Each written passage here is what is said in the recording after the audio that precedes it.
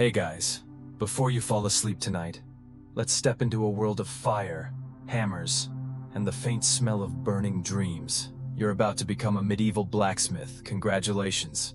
Your spine is about to submit its retirement notice. Everything is hot, everything is filthy, and your entire existence smells like sweat, charcoal smoke, and a goat that spontaneously combusted last year. You might think being a blacksmith is a noble trade. Red-hot flames, molten metal, forging swords, the villagers respecting you. How adorable. You're about to spend 12 straight hours hammering metal until your ears ring like a cursed church bell. And if you're lucky, breakfast won't be the thing that kills you. So before you tuck yourself in, don't forget to like the video and hit subscribe if you're truly enjoying this lightly suffering journey. Drop a comment and let me know where you're listening from and what time it is over there. I'm genuinely curious why someone all the way over there is also not asleep, just like me. Now, dim the lights, turn on a fan, and let's drift into tonight's tale. You blink awake to the sound of sizzling. Not bacon. Your left cheek.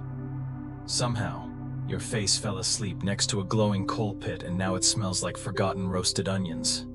You don't remember when you dozed off, only that your head landed on a sack of coal dust, and your neck feels like it's been yanked through a medieval padlock. Welcome to your forge, also your bedroom, also the final resting place of your ambitions, should you misfire the bellows again. The air is thick with metal, sweat, and the soup pot from yesterday, still bubbling quietly in the corner. It might have just whispered your name, or that could be the hunger hallucinating again. You're a blacksmith. It's the year 1343. You're 27 years old, but your spine is 84, and your teeth retired during last autumn's harvest festival. Your hands are as rough as gravel, your back snaps like a folding chair, and you haven't unclenched your jaw since the winter before last. You try to stretch your legs, one goes numb, the other files a protest. You collapse onto the dirt floor like a defective bookshelf. Breakfast is a chunk of bread harder than the meaning of life. You dip it in the soup, it stares back. You still eat it. Survival is not poetic. You rise slowly like a cursed log and face your best friend, worst enemy, and one true love. The forge. It glows red, as if daring you to touch it. It crackles like it's mocking you. You sigh, inhale a lungful of soot, and pick up the hammer. A new day. 100,000 strikes to go. None of them will fix what's broken inside you, but at least they'll keep you warm. You wake up to the smell of burning. Not the light, toasty scent of bread. Not someone's hair catching fire either. This is thicker, deeper, like your dreams themselves were incinerated overnight while you dozed off on a damp sack of straw and a half-burnt log. Your face is still dusted with ash. The left cheek feels warm, like it's been gently roasted by a lazy ember all night long. You tilt your head slightly, and your neck makes a soft crack, the kind that reminds you of roast chicken bones snapping, and you wonder, was that a joint or a nerve? It doesn't matter anymore. You lie still for a moment longer, eyes staring blankly at the rotting wooden ceiling above, where a few cracks allow weak, golden light to leak in, drop by drop. Wind slips through the stone wall gaps, brushing the back of your neck and carrying with it the sound of a rooster crowing somewhere far away. It's a long, out-of-tune crow, like even the rooster isn't really committed to being awake.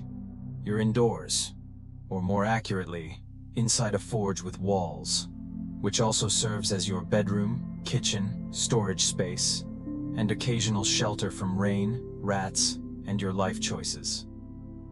There's a window, if you're generous enough to call a teardrop-shaped hole in the wall a window. It used to be a small crack. Now it's just big enough for a cat to get in, and perfectly sized for a breeze to knock over your breakfast porridge. You sit up slowly, each movement demanding its own painful tax. Your back protests, your knees object, but you're used to it. Waking up in pain is a kind of routine, like morning mouthwash, except instead of mint, it's ash and sighs. Breakfast, you ask? A chunk of bread, hard as ethical philosophy during a famine. You dip it into a pot of soup left over from 2 days ago. A brown, nameless liquid you continue to pretend has nutritional value. Something floats in it. Maybe a piece of carrot. Maybe a scrap of your old apron. You don't investigate. You just chew, or more accurately, grind it with a jaw that's been smoothed flat from years of eating bread laced with gravel.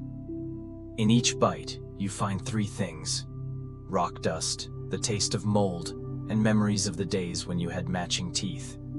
The light outside slowly brightens, bringing with it the sound of wooden clogs, chickens, and someone yelling in the distance. Probably a husband just got hit with a porridge ladle. A typical morning. You step away from your sleeping spot, which really just means taking 2 steps back, because your forge isn't bigger than a widow's kitchen. The furnace sits quietly in the corner, like a sleeping fire beast, exhaling faint trails of smoke through the brick cracks. You don't light it. It never fully goes out. It just naps, waiting for you to pump air back in so it can wake and scream like a soot-fed child. You grab the coal sack from the corner, open the lid, and your hands instantly turn black, like the night itself decided to lease space on your skin. The bellows beside the furnace are still warm, meaning you probably fell asleep without shutting it down again. Good thing the roof didn't catch fire. Good thing the cat didn't die. Good thing you're still alive, though no one's really asked why. You start pumping air. Each pull sounds like a sigh, like a sick man waiting for medicine. With each breath, the fire leaps higher. The furnace shifts color, from dull red to orange, to that deep infernal red people usually reserve for describing hell. And yes, this is your workplace.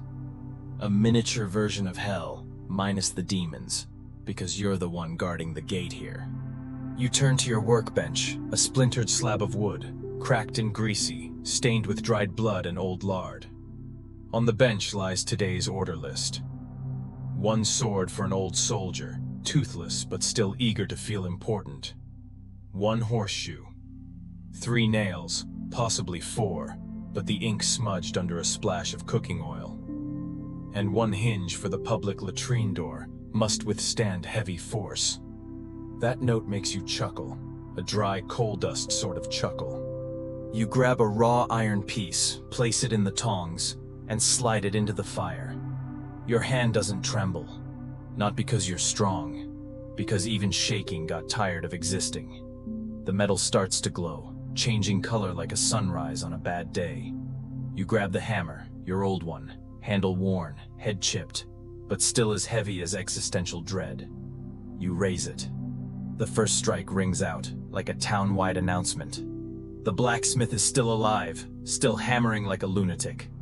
Clang.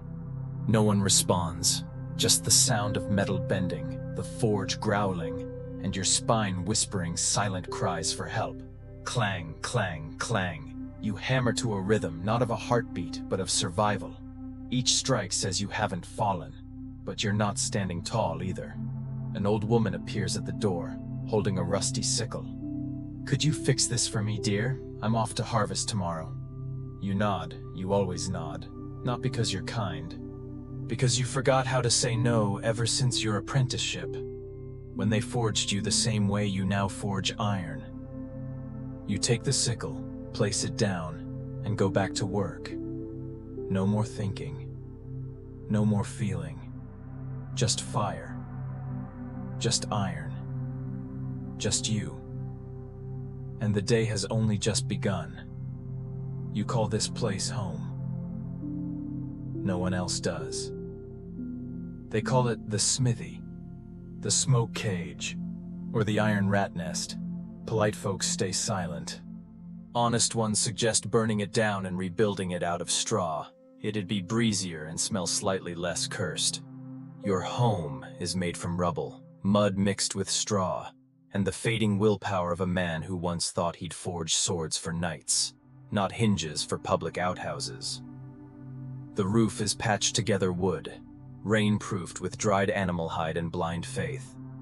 When the wind howls, it moans like ancestral spirits trying to call you to the other side. And frankly, some nights, that sounds tempting. Inside, there are no rooms, no walls. Nothing separates the bed from the forge, the kitchen from the firewood pile.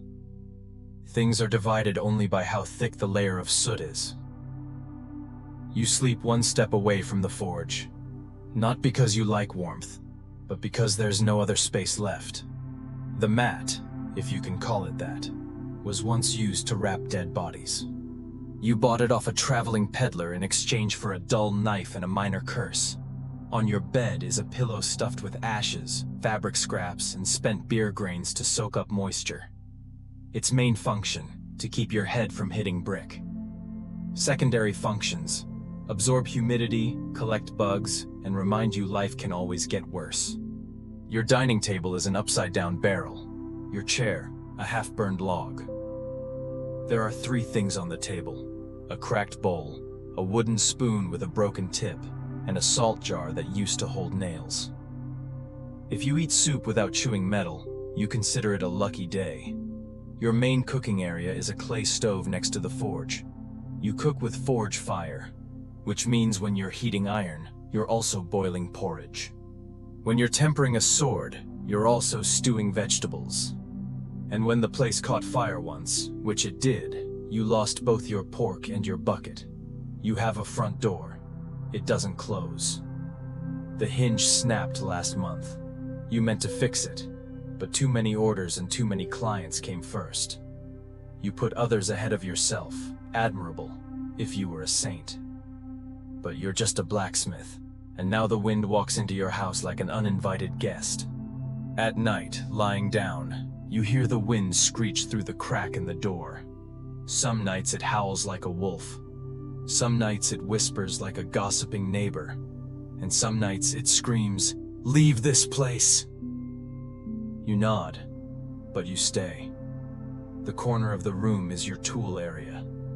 There's everything. A hammer with a broken handle, tongs that have been singed, an anvil with a chipped edge, a pile of unused nails buried in straw, where the mice have made a colony. Your mice are healthy. You think they could forge iron if you gave them smaller tools. Dust covers everything.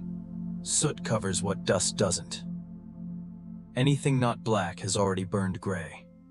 On the wall hangs a picture. Well, no, a plank with a crude charcoal drawing of a sword and the sun. You drew it when you were 14, a teenage dream. Now it looks more like a reminder that dreams are a sickness, and you've recovered. Behind the smithy is your restroom. A hut made from branches, with no door, no walls, and no dignity. You go there every morning, carrying a twig for swatting flies, and sometimes for self-defense. Once you caught a cat sleeping there. You didn't argue. It had as much right as you. No toilet paper. Just leaves, sand, and the occasional rag of mysterious origin. Once you used a piece of soft silk and realized it was from your mother's old sleeve. You said nothing. Since then, you've used only sand. Someone once asked, "Why don't you clean the place up?" You answered honestly, "Because if I clean everything, it'll be so empty I'll see my life too clearly." Sometimes you sweep the ash, but ash falls from the roof. You wipe the table, and dust rains from the walls. You clean the forge, and the broom catches fire. You sit down. A cockroach walks across your boot. You look at it. It looks at you. Neither of you has the authority to kick the other out. And so, when night comes, you lie down in that smoky nest. Your eyes gaze up at the holy roof. The wind creeps in. The fire dies down. And the night is as dark as the future of a broken nail. You breathe, a long, sooty breath. You feel nothing anymore. Only one faint thought flickers like a dying coal. At least this place is mine. Not beautiful, not clean, not peaceful. But no one can take it away.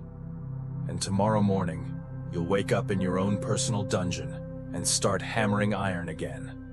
Because that's how you survive. In smoke, in dust, under a roof that no longer counts as a home. The forge is the center of your universe. It's your sun, your hell, your stove, your chapel. It's where you burn your youth and slow cook your back pain. It sits in the middle of the house like an ancient beast summoned by the god of fire. Every morning you approach it slowly, like a returning ex-lover, fully aware it will hurt you, yet unable to stay away. The forge is built from fired bricks plastered with mud, patched with honeycomb stone, and reinforced with scrap iron as old as memory. Every time you light it, it groans in low tones, as if recalling the golden days when your father, the old smith, fed it oak wood instead of whatever junk fuel you use now. Today, it survives on garbage, bark, dry dung, and scavenged bits of charcoal from the market. The temperature inside can exceed 1200 degrees Celsius, hot enough to melt iron, soften your skin, and dissolve any lingering belief in job stability.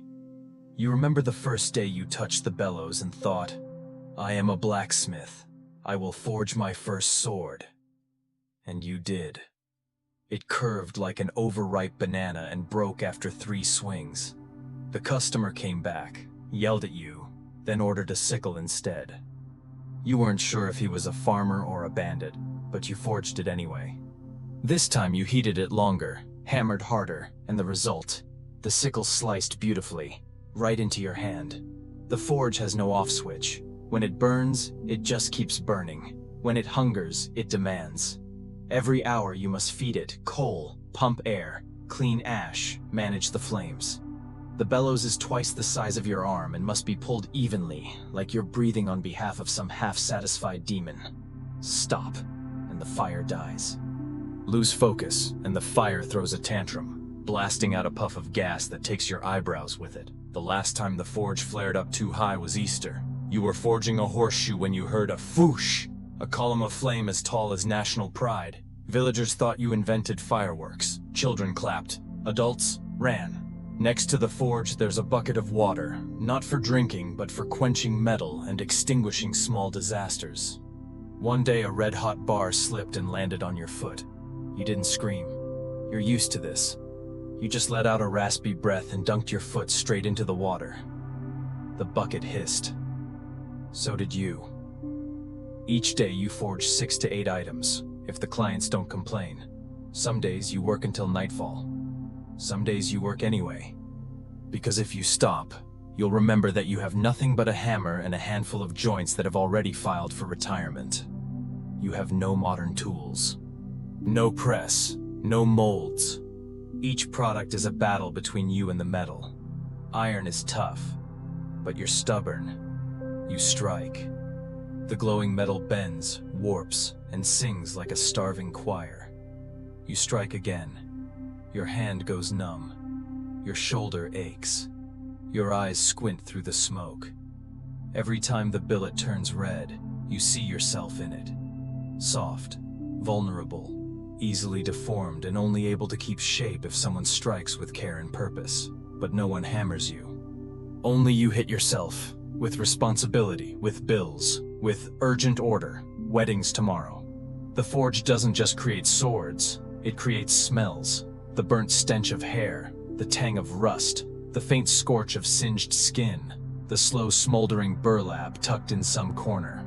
Some days, you cook soup beside the forge, and can't tell the difference between onions and slag. You eat it anyway, not because it's good, but because it's the only meal you have. Children often gather outside and watch. They think you're a wizard. They love the hammering, the sparks, the fire, and the ash. They don't know you once were like them. Wide-eyed, excited, believing every sword was a masterpiece, every axe a symbol of glory. Then you grew up, and realized swords stab people, axes break. No one remembers the maker, only the price tag. Once you forged a truly beautiful sword, long, slender, its steel rippling like clouds. The buyer took it to the village tournament. The next day you saw it broken in half, tossed into a market corner. They blamed you. Never mentioned the fact he'd used it to chop through cow bones. On quiet nights, when you sit beside the forge as it cools, the fire glowing like a tired eye still watching you, you wonder, why am I still here? You think of your father, the man who taught you how to turn the hammer, how to listen for the sound that says the metal is ready. He died in a flare-up. His heart stopped, but his hand still clutched the hammer. They buried him in his soot-covered apron. You have no picture of him, only his old hammer, and sometimes his voice in your head. Even strokes, gently. Iron feels too. You smile faintly, and you keep hammering. Because tomorrow, someone's getting married and needs new horseshoes. Because the village chief needs a new latch for the granary door. Because your neighbor dropped her apple-peeling knife, and you're the only one who can fix it. No one says thank you, but you hammer anyway. The forge doesn't offer you glory. It gives you a crooked back, calloused hands, and smoke forever tangled in your hair. But it's also the only thing that listens to you, every single day. And that's why, even though you know your dream turned to ash long ago, you still sit by the forge, hammering one strike at a time, trying to hold on to whatever hasn't vanished yet. Nothing jumpstarts your morning like a child showing up before sunrise, clutching a cracked clay pot and shouting something about a threatened lunch before running off like the house is on fire. The pot, of course, isn't metal, but apparently, in the villagers' eyes, you, the blacksmith, are qualified to fix anything that once made a clunk sound.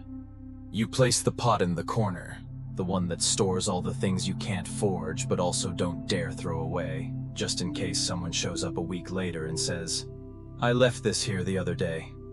In that pile sits a pair of wooden scissors, a picture frame with no picture, and a lump of unidentifiable metal someone once called a relic from the war against bandits. Before you can return to the nail you were heating, a round gentleman blocks the light. His clothes are suspiciously clean, like they've never known labor, and he smells faintly of essential oils and authority. In his hand, a mental blueprint for a weapon, not on paper, but in his imagination. A sword as light as a cloud, as powerful as thunder. It must be black, sharp, etched with coiling dragons, and must not create wind resistance when swung. If it could glow in the dark, that would be ideal.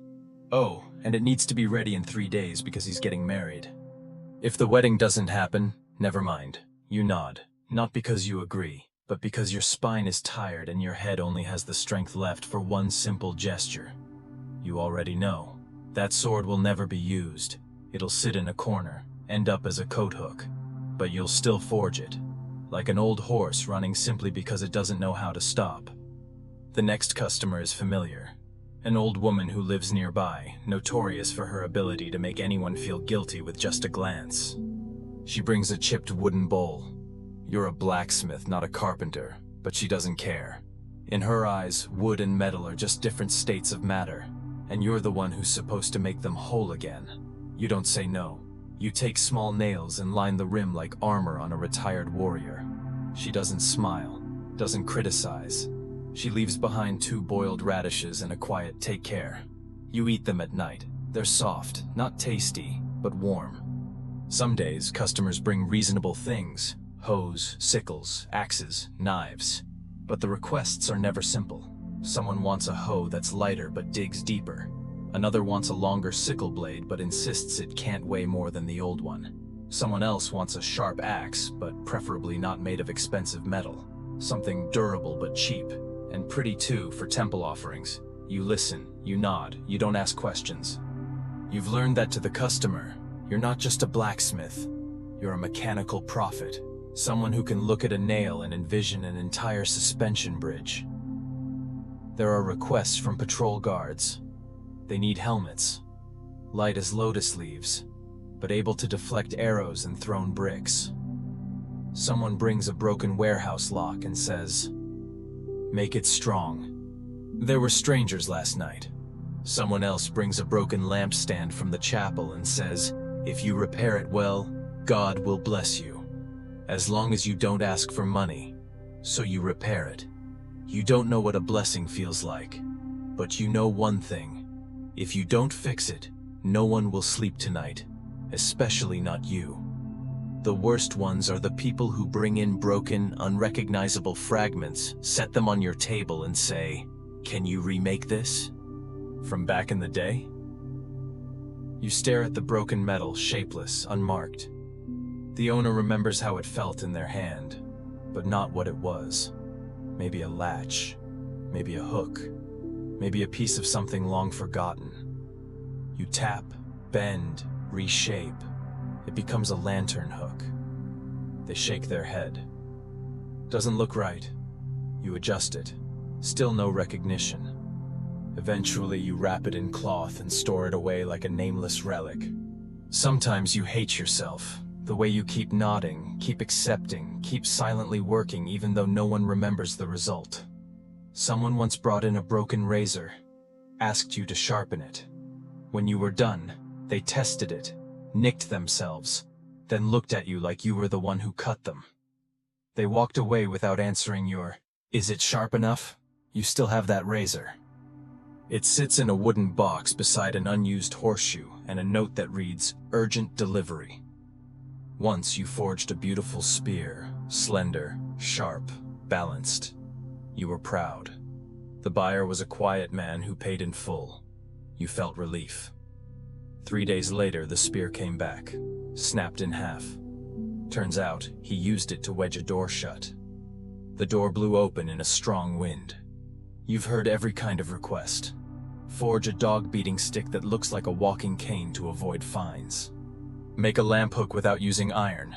Bad feng shui. Make an apple peeler with engraved letters on the handle, but no extra charge for the engraving. You produce an average of 6 items a day. 4 of them will be criticized. 1 won't be paid for. 1 person will say, "Huh, thought it'd be cheaper." No one says, "That's beautiful." No one asks, "How's your health?" All you get are ashes, sweat, and the look of buyers who stare at you like you're responsible for inflation. You hammer. Because no one else hammers for you. Because no one sees you. They only see the product. You are the hand, not the person. And when night falls, you wash your hands in a bucket that smells faintly of iron. You glance at the stack of new orders. You listen to the wind seeping through the roof. You don't dream anymore. You just hope tomorrow brings fewer customers, or at least ones who bring requests, not supernatural expectations. But you know the truth. They will come. They always do. Because they're right. And you're just the one who reforges wrong into something vaguely usable. Some professions exist to create beauty. Weavers craft brocade. Carvers inlay golden crosses. Bakers, even with scorched hands, produce fragrance. And you, a blacksmith, were born to create something that can stab people. Welcome back to the forge, where every bar of iron is a vivid metaphor for yourself. Stubborn, volatile, and only beautiful after being beaten nearly to death. Your morning begins with the hiss of fire and the clanging of iron like a panic bell rung by a starving peasant class. You place the billet on the coals and wait for it to turn deep red, a shade you've learned to recognize more accurately than the color of your wife's eyes. You raise your hammer, your hand trembling, not from fatigue, but because yesterday you swung it 672 times, and not once did it land on anything resembling life stability. Each strike is exercise, a silent prayer, and an act of gentle violence. You're hitting metal, but in your head you're striking taxes, arrogant nobles, last night's watery soup, and every person who's ever said, "Can you make this for me real quick? I'm getting married tomorrow." Medieval blacksmithing is an unofficial form of spiritual discipline. No robes, no chants, just fire and smoky silence. Iron back then wasn't as refined as modern minds like to think. No alloy steel. No Japanese technique. You have to know when it's hot enough, when it's soft enough, and when it's about to explode, because you forgot to hit it in time. Imagine grilling a piece of meat, but if it burns, it kills you. You don't get to eat it, and it isn't meat. That's your job, every day. You heat, you strike, you bend, you grind. Each step is a light form of torture, for both the metal and yourself. Once you forged a sword for the castle guards. Their request. As beautiful as legend, as sharp as faith. You did it. It took 5 days. On the 6th day, they tested it on a log. The blade bent like fresh bread. They returned it. "Your sword lacks medieval character," they said. You thought, so do I. But you didn't say it. You just smiled and set the sword in the corner, next to all the dreams that had burned black. Tempering isn't just the quenching stage. It's the part where you plunge glowing steel into cold water and listen to it scream like a knight falling into a December pond. That sound, it's unmistakable. A sharp hiss, like a dream being extinguished. Once, you closed your eyes listening to it and imagined it was the sound of you submitting your resignation and being denied. You tried using oil instead of water. It caught fire. You tried beer. Too expensive. Once, you tried skipping quenching altogether. The sword came out looking like a depressed stingray. You laughed, then started over. Grinding is the final step, but also the one most prone to disaster. You grind the blade for hours, every stroke deliberate, every pass precise. One slip, and you're back at square one.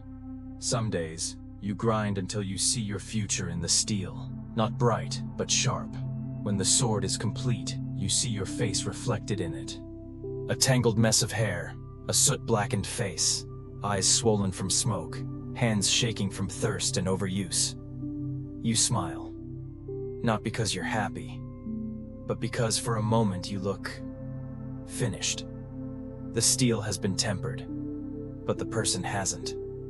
You get no days off, no pension. No one asks, "Are you tired?" You only have customers, and each one is another blow to the archive of your soul. The Middle Ages had no social media, but it had gossip. If someone says your knife is dull, the whole village hears.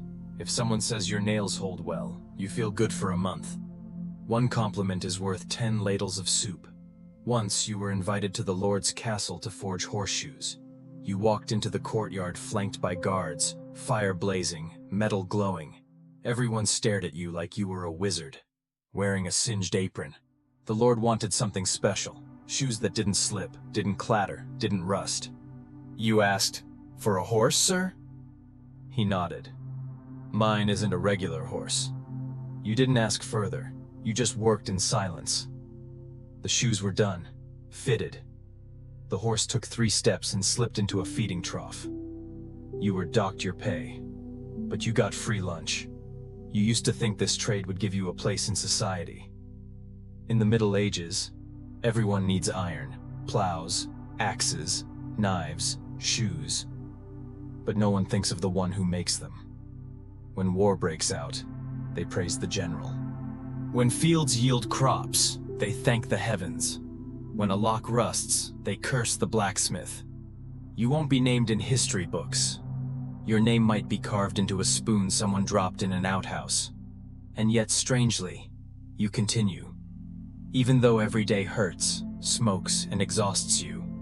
Even though you know, before the steel cools, your spine will already be cracking. Because each time you finish a piece, you realize you still can. You still exist. You're still useful.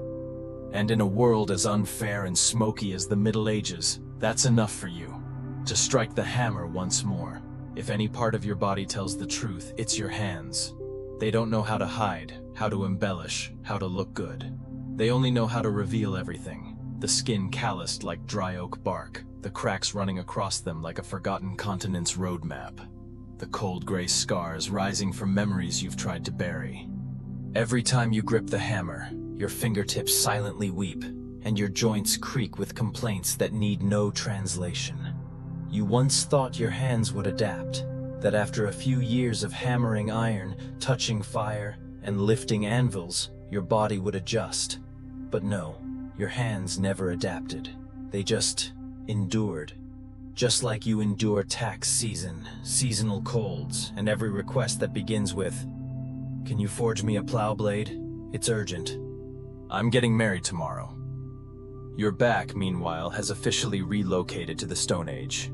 Every morning when you try to stand straight after a restless night on a damp mat, you hear a series of clicks, distinct sounds of a skeletal system losing patience. Your spine curves like a poorly tempered sword, and your shoulders hang like armor strapped on wrong. Even the smallest movement feels like participating in a secret blacksmith-only torture ritual. Sometimes you think about quitting. Selling pastries, perhaps. But then you remember, you have no pastries, no capital, no customers, and you've forgotten how to not hold a hammer for more than 7 minutes. What do you eat? Soup. Always soup. A watery mixture as thin as a noble's integrity when they owe you money, made from vegetables on the verge of rot, a few grains of unknown origin, and on lucky days, a sliver of pork fat as thin as a promise of a better tomorrow. You swallow slowly, not to savor, but to prolong the illusion of fullness. Besides, your teeth no longer find chewing particularly inspiring.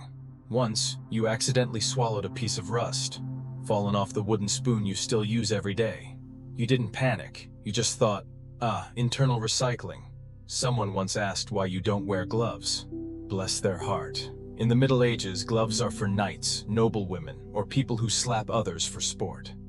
You, the blacksmith, have an old piece of goat leather, burnt at 3 corners, stitched with thread from a salvaged trouser pocket, that you wrap around your hand when you need to hammer or touch hot iron. Sometimes you think of it as a friend. After all, nothing stays closer to you than it does. In winter, your fingertips split open like dry riverbeds in January. You've lost all sense of heat. Heat is normal. It's the biting cold, the kind that cuts like a northern wind and curses like your gossipy neighbor, that tells you a new season has arrived. Winter in the Middle Ages is a tragicomedy. No modern fireplaces, no heating pads, no hot porridge hand-delivered to your bed.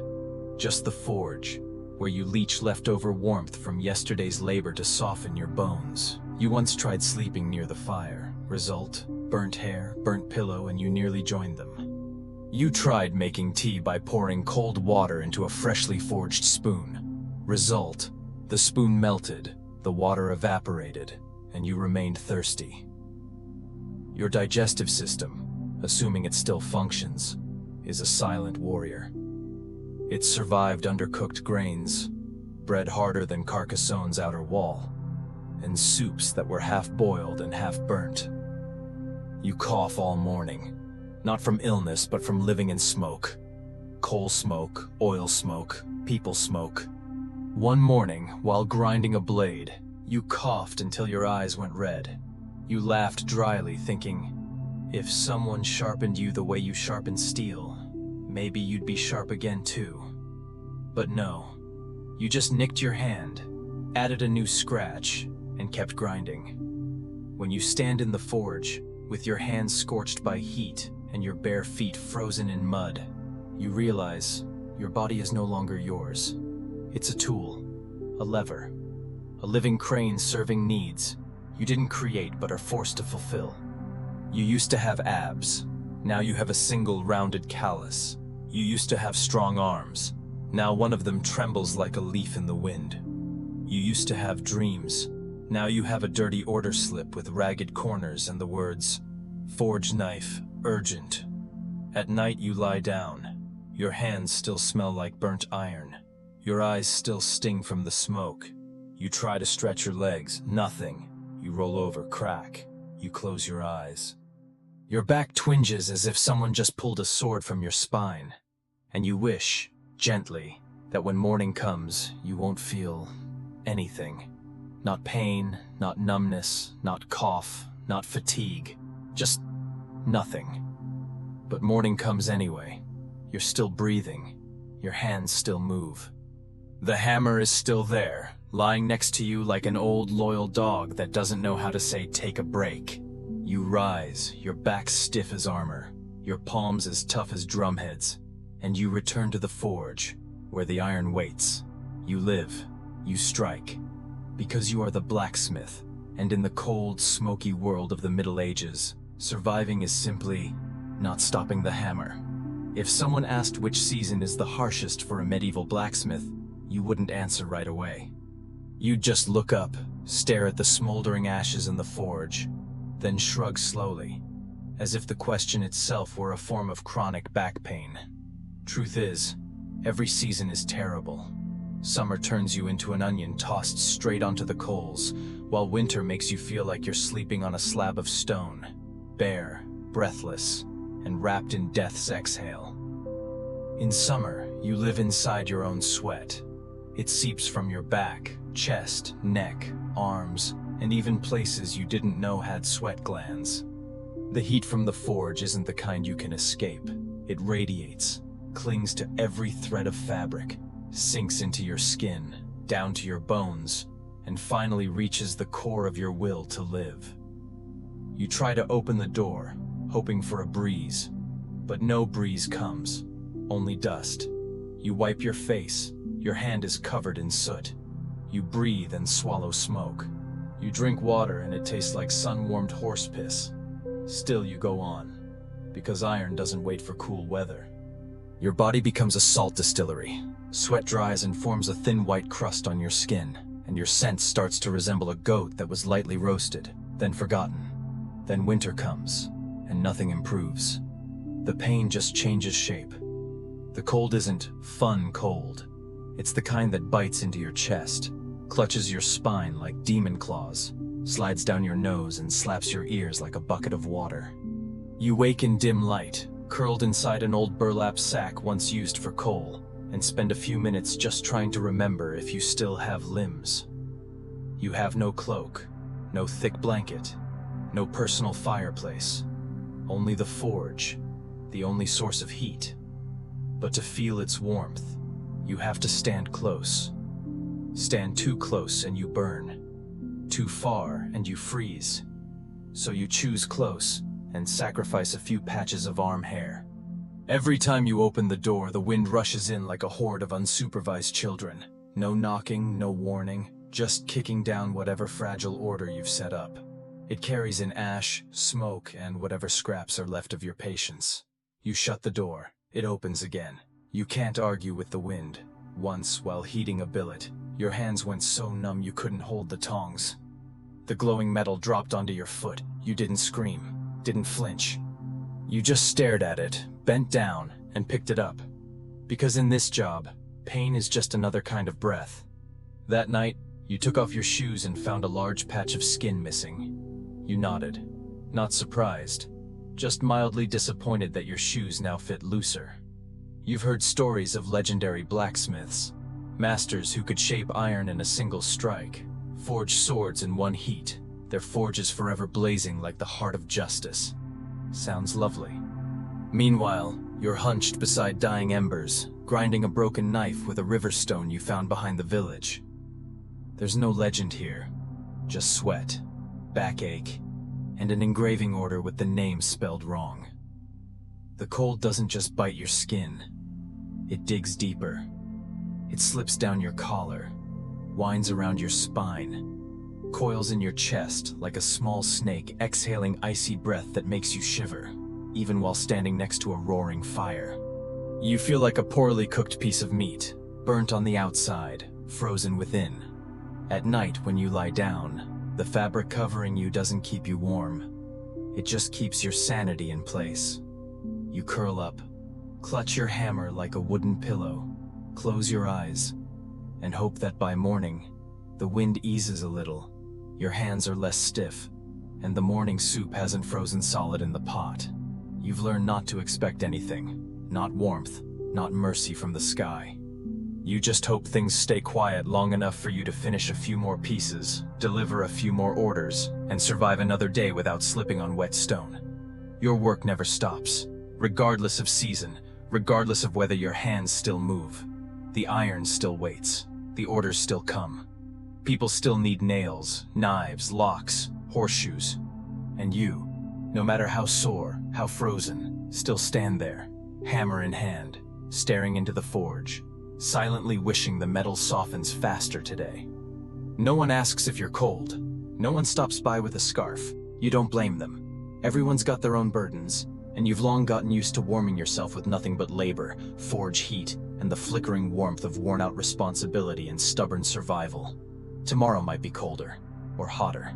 The wind might be stronger. The rain might flood the forge, or the snow might bury the doorway. But you'll still light the fire, still place the billet on the anvil. Still strike.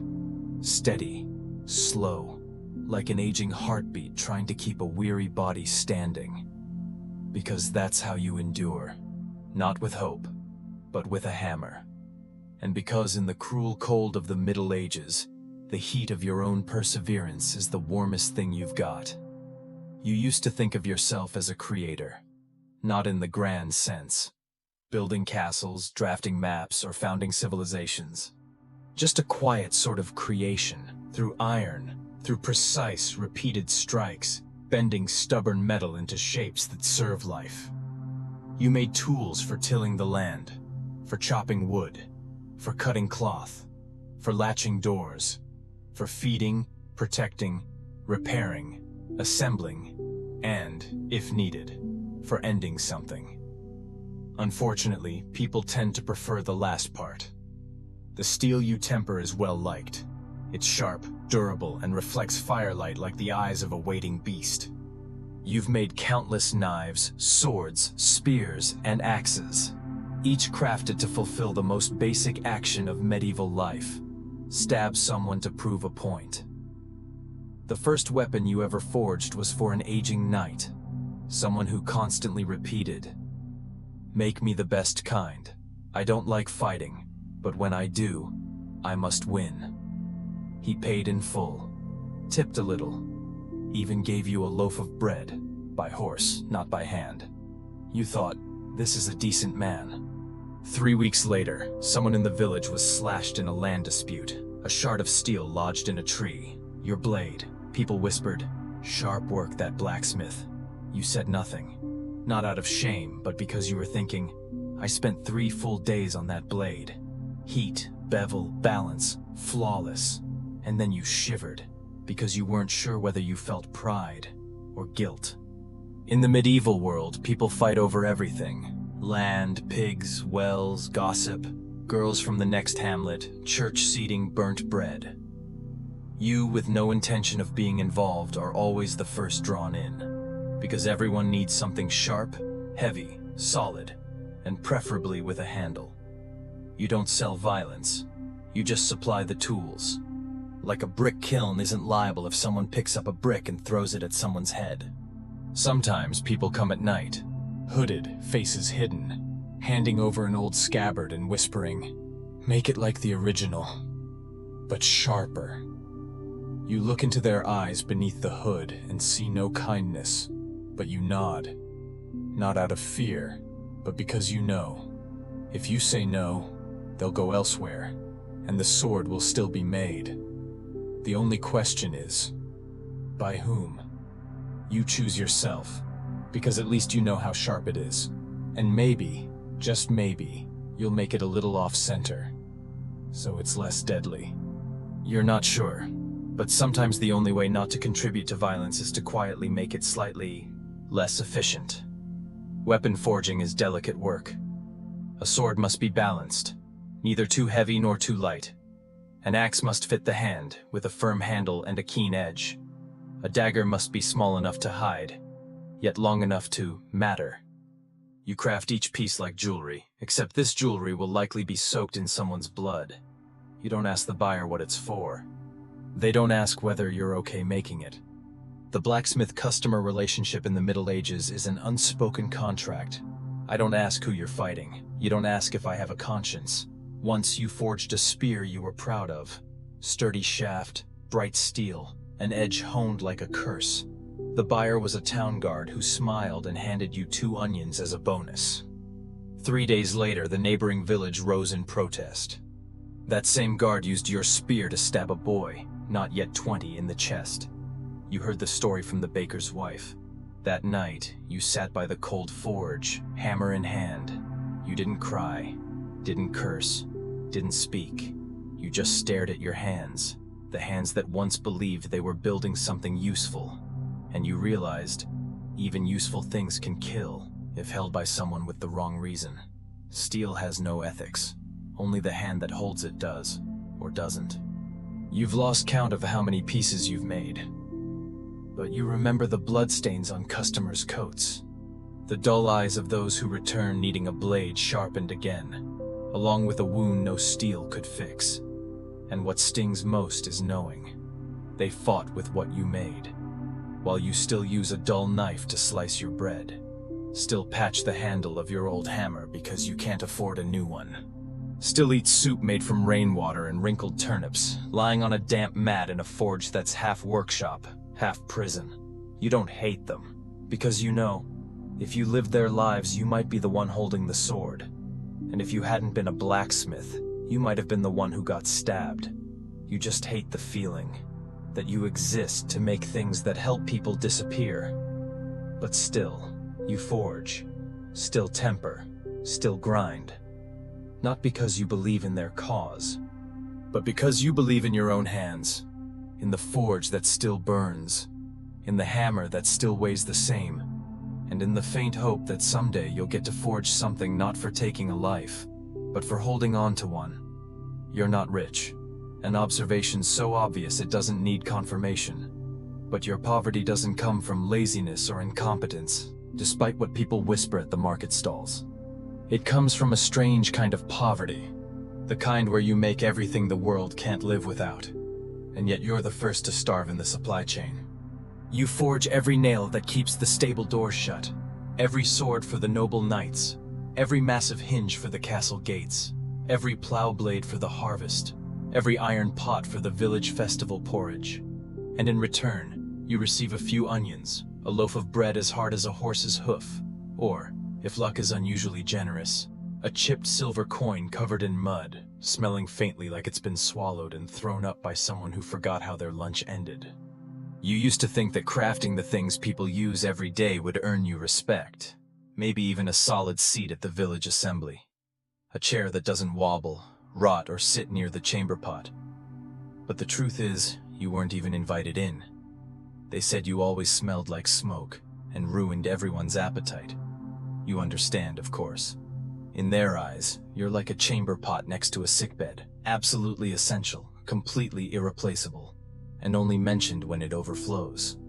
Once, you spent 4 days crafting a triple-lock mechanism for the village's largest grain store. It was so intricate, you had to pause all other orders just to ensure the gears clicked right, the springs bounced cleanly, and the key fit with a whisper. When you delivered it, the buyer gave a single approving grunt and handed you a reward. An old cloak, still stained with blood at the shoulder and damp like it had been wrung out over a pigsty well. You didn't ask whose blood. Not because you didn't want to know, because you knew no answer would make that moment easier. Instead, you took the cloak. Your current one had so many holes the wind could walk through it without knocking. Every morning you light the forge. Not because you're filled with enthusiasm, like those inspirational parchment quotes tacked up in the tavern, but because people will come, orders will be placed, and if you don't take them, they'll go elsewhere. Then your forge will go cold, forever. Like a limb nobody wants to cut off, but also no longer feels. You once tried calculating your income. You took out a scrap of old hide, scratched some numbers using charcoal ink mixed with beet juice, sat beside the smoldering coals, and within minutes you realized you were operating at a loss. Not a small loss, a foundational one.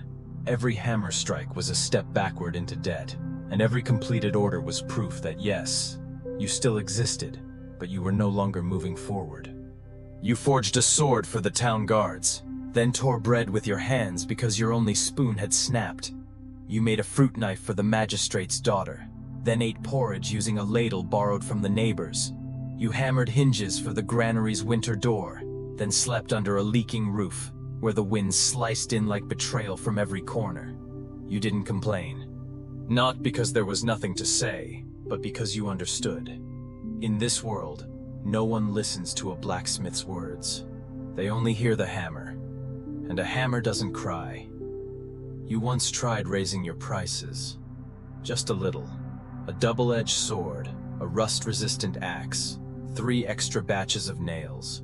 You increased the cost by 1/8. The buyer looked at you like you'd just proposed marriage to his daughter and demanded a prize stallion as dowry. He sighed, shook his head, and said times were hard, everyone's poor, we should all be understanding. You wanted to say your shirt was stitched from 2 flour sacks, and you hadn't had a proper meal in 3 days. But instead, you nodded and kept forging. Because the only thing worse than asking for more is telling the truth. One time, you made a paring knife so sharp, breathing on it could slice an apple peel like wet paper. The buyer was pleased.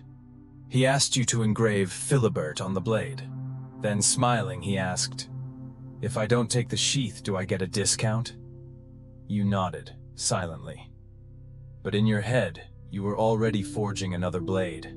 Thicker, heavier, not for peeling apples, but for cutting through every request that ever made you want to abandon this trade entirely.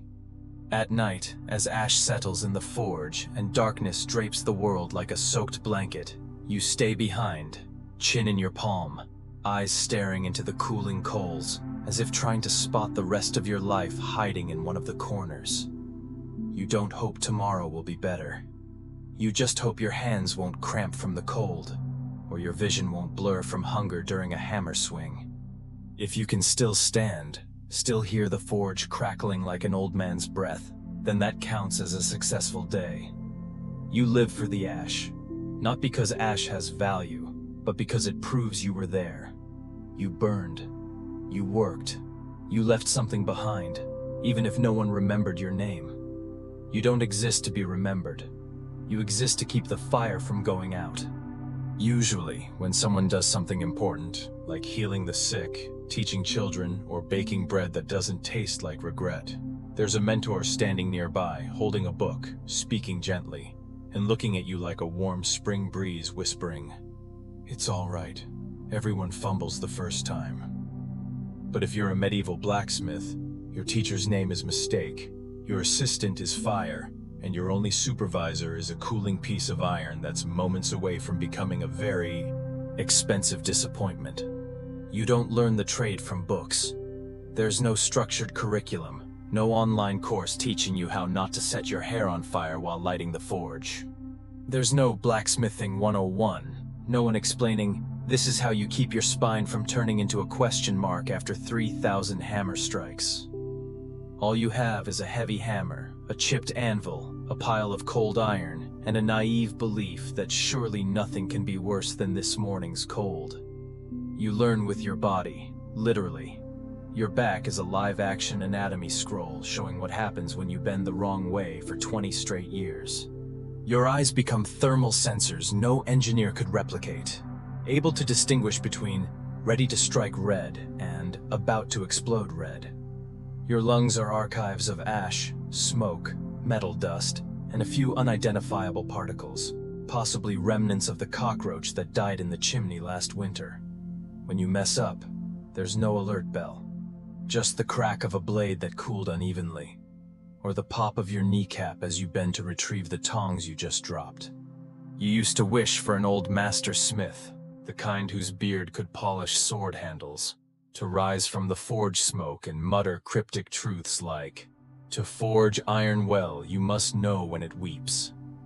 The closest you ever got was a drunk customer who stepped into a batch of molten billet and nearly became an unintended ingredient in a kitchen knife order. You learned quickly. No one teaches you, and the world doesn't wait for you to figure it out. As long as the job's done, no fires, no stabbings, price stays low, no one cares how you learned. If you're wrong, you fix it. If you're right, they say, not bad. You forge many things, but the thing you forged best, without pay, is yourself. Each callus is a footnote, each burn, an exam score. Every snapped hammer, warped blade, or scorched tunic is a final test. And strangely enough, you've passed them all, despite never receiving any certificate other than a tax notice attached to a warning. Please pay within 7 days to avoid the seizure of poultry. Other people are apprenticed. You get set on fire. Other people get red ink corrections. You get 3 knuckle-long scars. Other people have graduation ceremonies. You get to rinse your burns with stale wine in a bowl of rainwater. And no, you're not noble. You're not honored. Your name isn't carved anywhere except on the back wall where someone scribbled, "Debt, 6 coins, 2 onions, 1 unpaid dagger." But you, though unrecognized, still know that you haven't broken, haven't bent, haven't melted, haven't faded. You're still holding the hammer, still striking, still keeping this village from rattling apart every time the wind sneaks through a loose hinge. You're not flawless, like that sword you once made for a loud-mouthed knight, who dropped it down a well 2 days later because it's heavy, and my arms are tired. You're not shiny, like that breastplate you repaired for the village elder's son, who wore it once, then hung it as decoration because it's hard to poop in this. But you're still here, hammer in hand, swinging, existing. And even though no one ever taught you how to live, no one ever said, "You did good," no one ever placed a hand on your shoulder and whispered, "This forge is our family's legacy," you still understand one thing. If you don't forge yourself, no one else will. You, an item no one commissioned, no one paid for, no one bothered to inspect, are the most durable product this forge has ever produced. When you live long enough beside the forge, you start counting things differently. Not by money, because money slips away faster than smoke when you open the furnace door. Not by years, because you have no birthdays, no holidays. Instead, you count by what you still have, and what you don't anymore. You still have your first hammer. Not in one piece. The handle's snapped 3 times, the head chipped like your toothless neighbor's grin. But it's still there, still swings, still reminds your hand it isn't entirely empty. You also still have a door latch you forged at 16, nailed crookedly to the workshop door with 4 uneven nails. 30 years later, the door still creaks with every gust of wind like a familiar greeting from something no one remembers by name. You've kept a scrap of cloth. It used to be your mother's handkerchief. It's torn, gray, and smells like ashes fermented through 2 rainy seasons. But you never threw it away, because it's one of the few things that never asked you to fix it. It just quietly frayed, quietly rotted, and never bothered you. And the things you've lost? Long as the end-of-season debt list. You've lost sleep, not because you're busy, but because you've trained yourself to wake when the fire changes color, when the wind shifts direction, or when rats nest too close to the furnace. You've lost regular meals, because customers never schedule in advance, because ash sometimes falls in the pot, and because you once ate mystery mushroom soup for 3 days only to learn it wasn't mushroom. You've lost your sense of smell. After enough time with smoke, every scent is the same. Burnt leather, burnt bread, burnt souls. And you've lost friends, not because they hated you, but because they simply left, one by one, like matchsticks flickered out by wind. One got married and changed trades. One went to war and never returned. One just never came back from the tavern. You didn't ask. You didn't search. Because in this era, losing someone doesn't require a reason. Just one unlucky day. You also lost the ability to dream.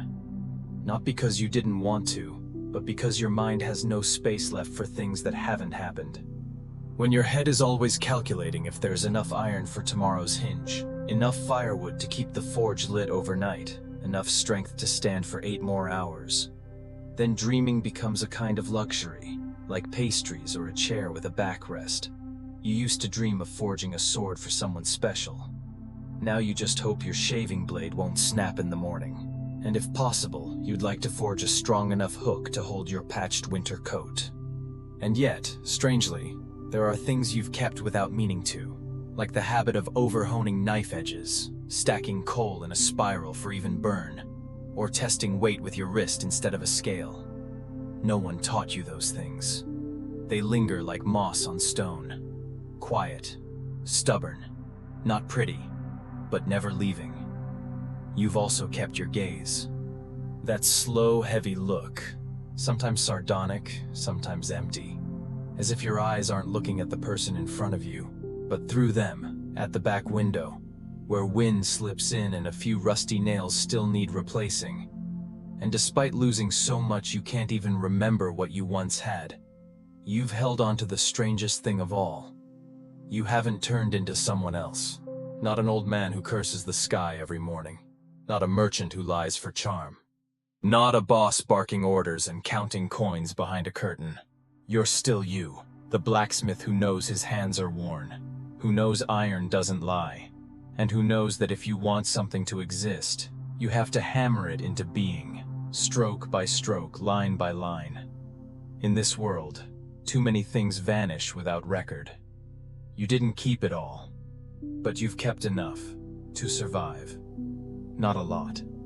Not gloriously. No golden plaque bears your name. But there's an old anvil still steady as day one. A chipped hammer that's never slipped. A cracked roof forge that whistles in the wind. But when someone needs a nail to keep their door shut, they still come to you. And you, somehow, haven't lost that. Somewhere in the Bible it says God rested on the seventh day, and the angels stood quietly in divine light to keep the universe spinning in perfect harmony. But you, a small blacksmith living in a village full of ash and bad decisions, have never known the luxury called rest. To you, Sunday is just a name people invented to make life feel less terrible, like cleanliness or social order. In fact, you once tried to believe in the idea. One spring morning, when the wind gently brushed through the workshop door, birds chirped somewhere behind the pigsty, and no one knocked at dawn, you decided, today, I'll rest. The idea came like a beam of light, vague, tender, and completely unrealistic. You washed your face with rainwater from a cracked wooden basin, combed your hair with your fingers because your only comb fell into the fire last month, and laid out a piece of dry bread and 2 slices of pickled radish on the table, neatly aligned as if preparing breakfast with a runaway princess from a bankrupt royal family. You sat down, closed your eyes, breathed in, and thought, maybe today, my tendons won't tremble from the hammer. Then came the knock. A child, who looked like he'd just rolled through a cow stall, held a broken spear tip made from the same kind of steel you once used to brace wagon wheels. He panted and said, "My dad says if you don't fix this now, he'll have to stab with the shaft, and the shaft doesn't look as nice as the blade." You looked at the spear, chipped, cracked, and smeared with something you didn't want to identify. You looked at your breakfast, the bread softened by dew, the radish about to blow off the plate in the wind. And then you stood up, not because anyone forced you to, but because you'd realized something. Blacksmiths don't get Sundays. Blacksmiths only get one more day to not finish resting. After that, you stopped resting. You just hit less and called it a special day. On that special day, you wouldn't strike 12 times a minute, just 10. You wouldn't sharpen a blade until it could split sarcasm from your neighbor's wife, only enough to slice a potato without it exploding. You didn't rest. You delayed exhaustion. Outsiders called it dedication. You called it having no other choice. People said you were hardworking, praised you as a symbol of endurance, a man who works all week and never gets tired.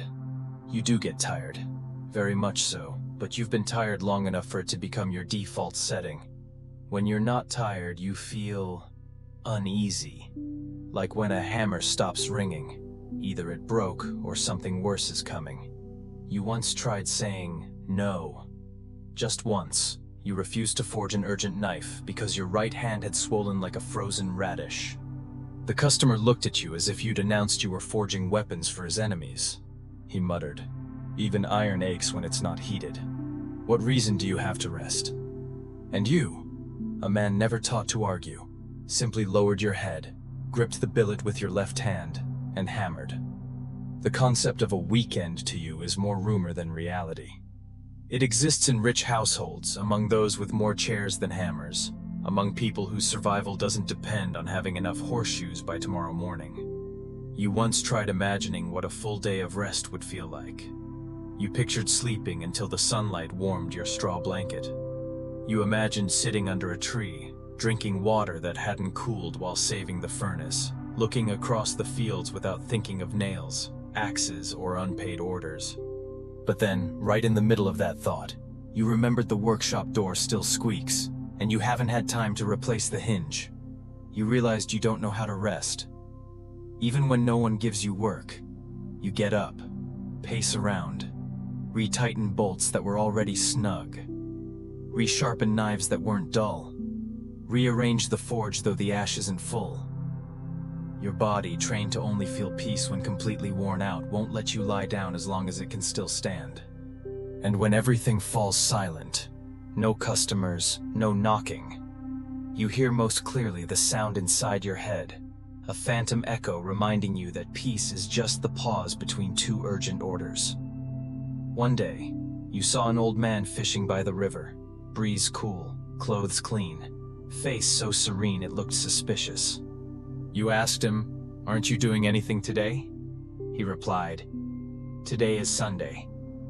You nodded, thanked him, turned away, and silently thought, he must have 6 sons, a house with a roof, and enough coin to buy peace. Or he's insane. Both seem plausible. That evening you returned home, lit the fire, struck a few more blows to finish the pending order. You asked yourself, "What day is it?" Then laughed, not out of joy, but at how you've lived for years without bothering to check a calendar, because every day is the same. Smoke, iron, aching hands, and no pastries. You don't have Sundays, but you have habit, the kind of painkiller no one prescribes but you take daily in repeated motions. You have the ability to rise without motivation, to work without a clear reason. You hammer not to accomplish some grand goal, but because not doing it leaves a hollower void than doing it in pain. And if one day someone asks you, "Where's your day off?" you won't answer right away. You'll look at them, with the eyes of someone who's sharpened knives while feverish, shoed horses in a storm, and hammered left-handed when frostbite claimed the right. Then you'll look at your hands, your forge, the chipped anvil, the hammer heavier than memory, and you'll reply slowly, without bitterness, without smiling. Day off? It's somewhere between blow 400 and the wind howling through the leaky roof. When I hear it, I'll invite it in. Then you'll keep hammering. In the village, there's a lock on the wine cellar door. It's not pretty, it doesn't shine, it doesn't click satisfyingly like the new ones made in the city. But it's solid, so solid that 2 attempted robberies, 3 winters, and 1 clumsy bear couldn't break it. And no one in the village knows who made it. No one bothers to ask. There's a hinge on the church gate. You once spent 2.5 days measuring, forging, adjusting for balance, and attaching it yourself on a morning when the rain fell like slaps, and the wind blew ash into your eyes so hard you had to squint one shut for the entire job. That gate opens hundreds of times a week, every time someone walks in to pray, beg, dodge debts, or gossip under the saint's statue. But no one has ever paused to look at the hinge and think, who made this so sturdy? It just opens. That's it. No one remembers you shaped every horseshoe for the village livestock, forged every tiny clasp for coin purses, every sickle for the harvest, every saw blade for the forest, every nail that keeps rooftops from flying off in October winds. These things, used daily, touched hourly, don't carry your name, don't bear your mark. Have no reminder that someone once sat through the night in smoke and ash, hammering each edge, shaping each joint, grinding each line to bring them into existence. You once thought about signing your work. Once, you stamped a small letter on a knife handle. R for Ren, to forge, or maybe ruin, depending on your mood. The customer returned it, saying, "What kind of cult symbol is this?" "Looks like it's for chicken sacrifices." After that, you stopped signing. You finished, delivered, and watched your creations vanish into other people's lives as if they'd sprung fully formed from dust and fire, no hands involved. One day, you overheard someone complimenting the lantern hook outside the tavern. "Beautiful, must have come from the Southern Fair." You looked at the hook. You remembered clearly, heating it 3 times because it chipped, the night wind moaning through the roof like someone regretting every life choice, the burn on your hand from grabbing the wrong tongs, and nearly quitting halfway through from sheer fatigue. But you said nothing. You sipped some cold water, chewed on burnt crumbs, and thought, yeah, Southern Fare works too. In this village, so many things were made by you, yet no longer belong to you. Like the wooden chair with iron nails you forged for the old man with a bad back, who sighed sitting down like the chair made him 3 years younger. Like the metal-handled fan you made for the dizzy lady, who complained it was too heavy, but used it all summer. Like the tiny bell on the bakery door, made during a hunger spell, hoping for a slice of apple pie in return, only to be paid with a "thanks, I'll get you next time." That bell rings every time someone enters. People smile. Some even joke, "Sounds like angels," but no one's ever asked, "Where did this bell come from?" You don't demand to be remembered. You don't expect a carved statue or a written biography. You just sometimes wonder. Wonder if one day you disappeared. No replacement, no announcement, no mourning. How long would it take for people to notice? The gate won't open. The pot has no handle. The knife won't cut. The lock's broken and no one knows why. Some do remember you. Sometimes. Like at the village chief's son's wedding, when they brought out the ceremonial axe. You forged it in 3 days, sharpening the edge until it could reflect candlelight without slicing fingers. They held it aloft during the ceremony, waved it around like it had magical powers, then tucked it into a chest. Everyone clapped, but when you stood there, just 3 steps from the crowd, all they said was, "Nice axe, looks imported." You nodded, turned away, and thought, "Yeah. Imported from a forge exactly 1 nap away from here." You've wondered, if there were an angel assigned to record everything people made, what would your ledger look like? No poetry, no music, no invention grand enough to change the world. Just thousands of small things. The nail in the table leg, the latch on the outhouse door, the pot handle, the coat hook, the hinge, the dulled blade that still gets 1 more month of use. A long, dull list. Nothing noble. But erase them, and the village begins to unravel from the inside, like a pie with the filling scooped out, still trying to hold shape. You think if someone asked, "What did you do with your life?" you wouldn't answer. You'd point to their house, their barn, the granary door, the roof, the cupboard, the stove, the knife-peeling carrots. Then you'd ask, "See anything missing?" You don't need monuments. Don't need to be written into the history books. Don't need anyone crying in front of your forge when you die. You just want the things you made to keep working. Open smoothly. Cut cleanly. Stay fixed. And if someone, in some strange quiet moment, when a door opens without creaking, when a pot doesn't drop its handle mid-meal, when a bell chimes at the perfect time, when a blade slices just right, suddenly wonders, who made this? Then that's enough. You, the one who made everything but was never once named. Winter in your village doesn't arrive with romantic snowfall or poetic whispers of wind through tree branches like in city folks' poems. It arrives with fires that die too early, knees that crackle like spilled nails, and hands so chapped you have to choose between forging knives or keeping skin intact. And when it truly arrives, without warning, without permission, you only have 2 choices. Keep hammering or break something.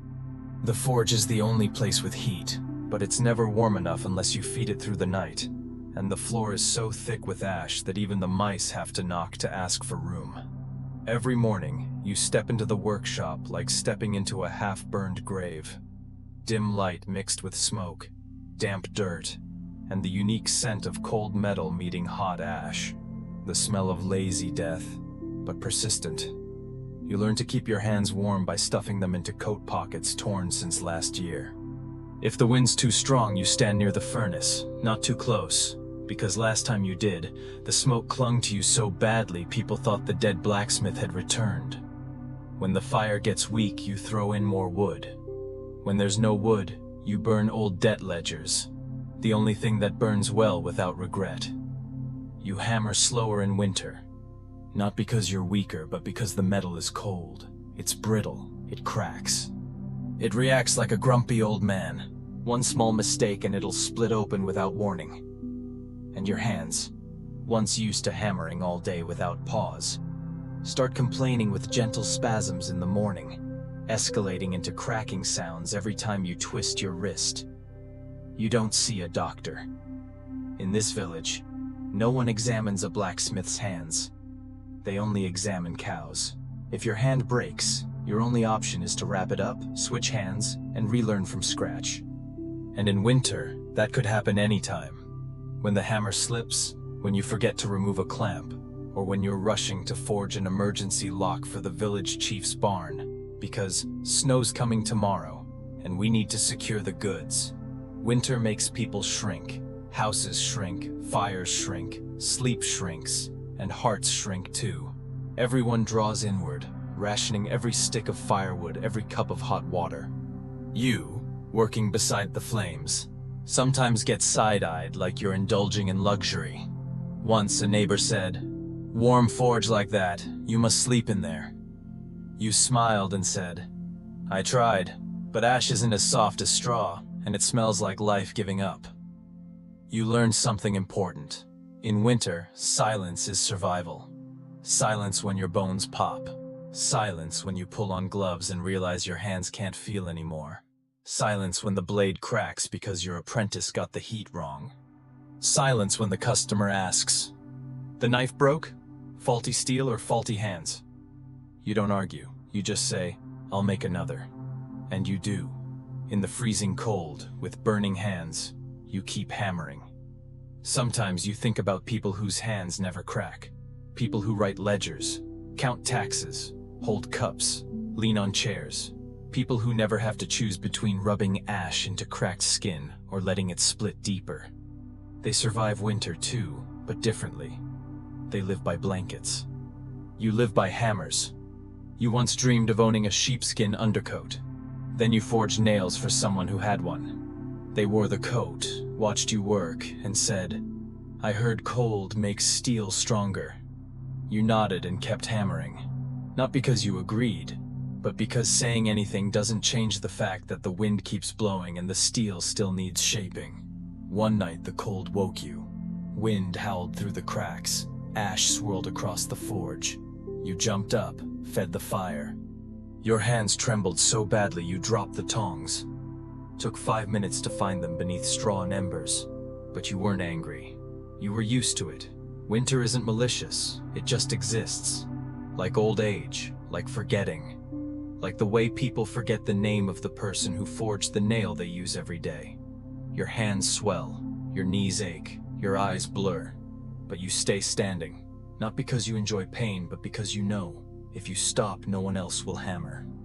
And if no one hammers, there'll be no knives, no hinges, no barn locks, no furnaces, no kettles, no reason for anyone to leave their house. You don't fight winter. You just hammer slower, breathe deeper, and hope your bones don't make too much noise. You survive not by strength, but by habit. By waking early, even when your joints refuse. By staying warm with fire no one else sees. By hammering with steady hands, even when your heart feels colder than the wind outside. And if someone asks you, "Why are you still working in this cold?" you won't answer right away. You'll look at your hands, cracked, darkened, no finger unscarred. You'll look at your hammer, handle worn down like a memory. Then you'll say, not smiling, "If I don't do it, who will?" And you'll keep hammering, slow, steady, just enough for the ash to rise.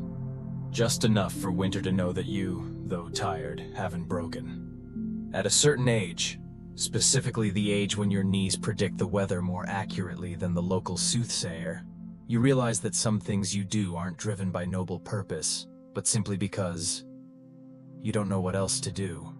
Like the final hammer blow of the day. You stand alone in the forge. Night has fallen. The fire is nearly out.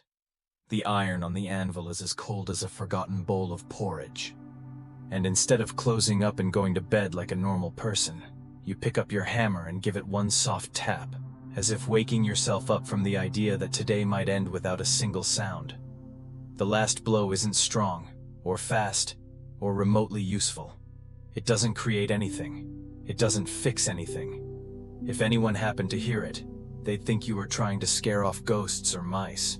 But you do it anyway, every day, without fail, not for efficiency, But for one simple reason.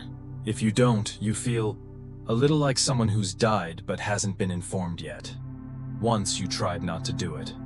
You shut down on time, washed your hands, a thing you rarely do properly, sat down, and attempted to end the day like a civilized man. 15 minutes later, you were restless.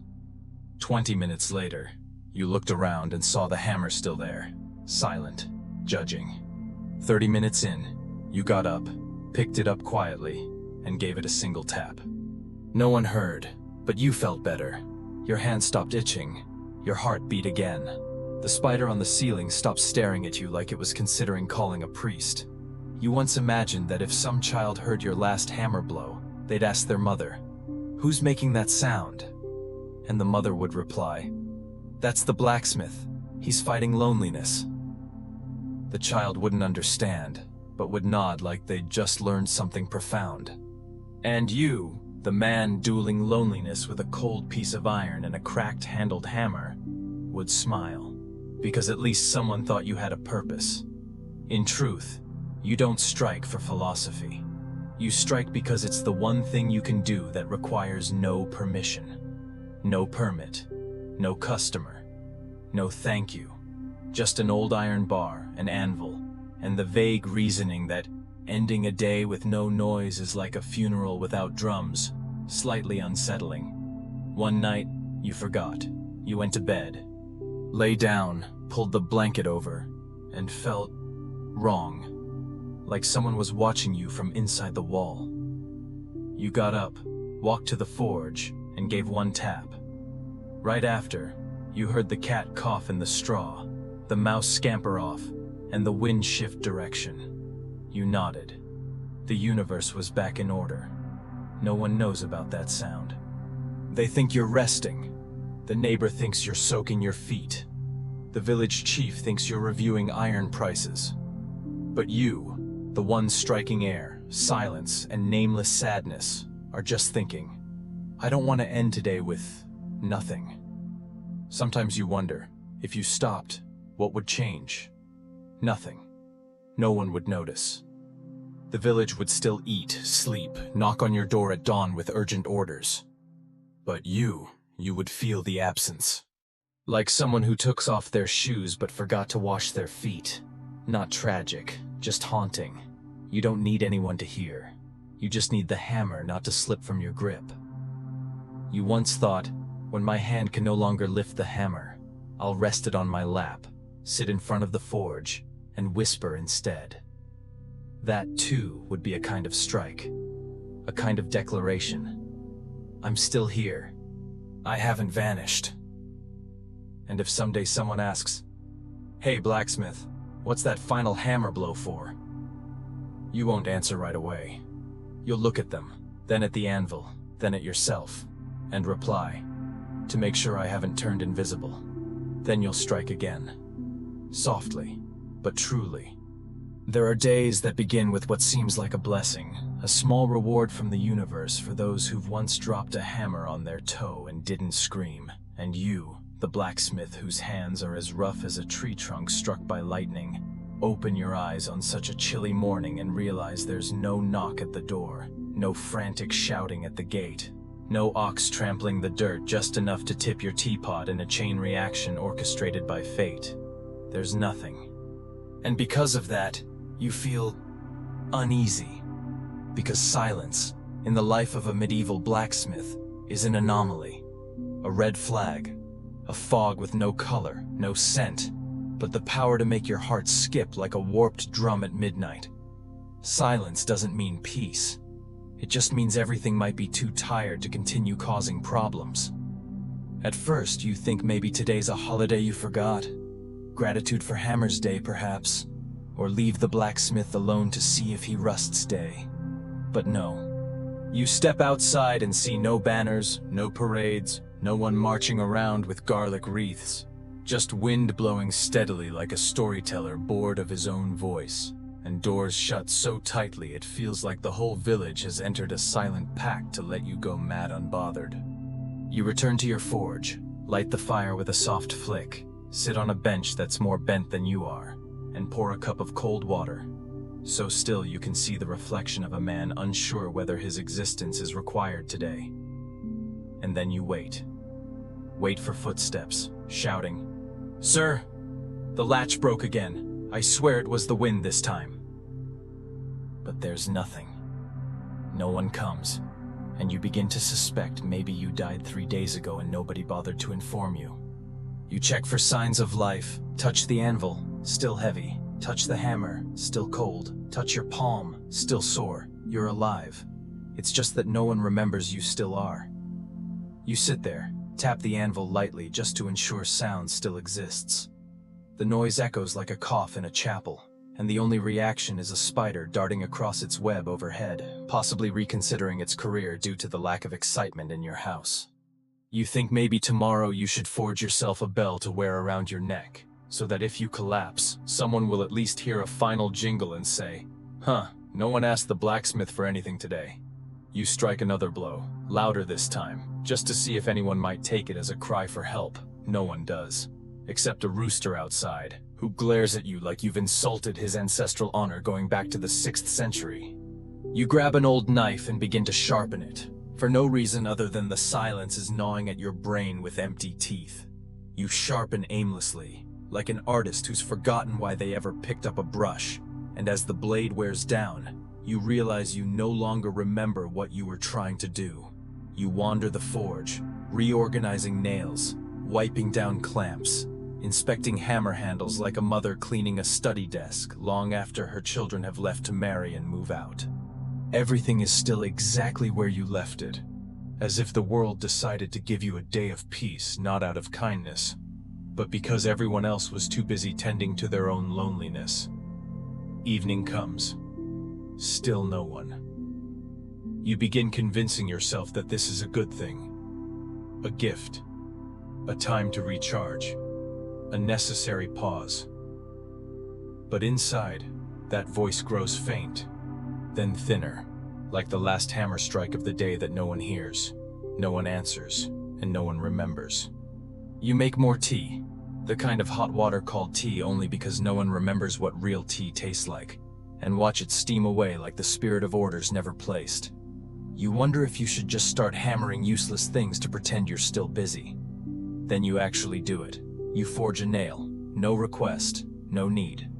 You heat a bar of iron, no purpose. You grab tongs and twist a hook, what for you're not sure. As night falls completely, you tap the anvil again. The sound rings out like the weak laughter of a ghost that never got closure, and you realize, even if no one hears it, the strike still holds weight. It's not a call.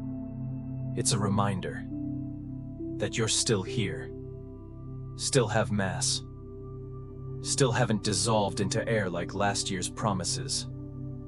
And then, as you're about to close the forge, you spot a figure in the distance, hurrying toward you, carrying something round. As they get closer, it turns out to be the boy from the far end of the village, clutching a pot with a burnt bottom. He's panting. "Mister, my mom says to fix the handle quick. There's a death anniversary tomorrow." You look at him, then the pot, then the sky. You smile, not big, not joyful, just enough for the anvil to know your face still remembers how. And then, you keep hammering. Some mornings begin with a knock on the door. Not urgent, not desperate, but so rhythmically consistent that it feels like the person outside spent all night rehearsing. And when you step out, eyes dusted with ash, hair spiked like straw struck by static, you see an old man holding a spoon.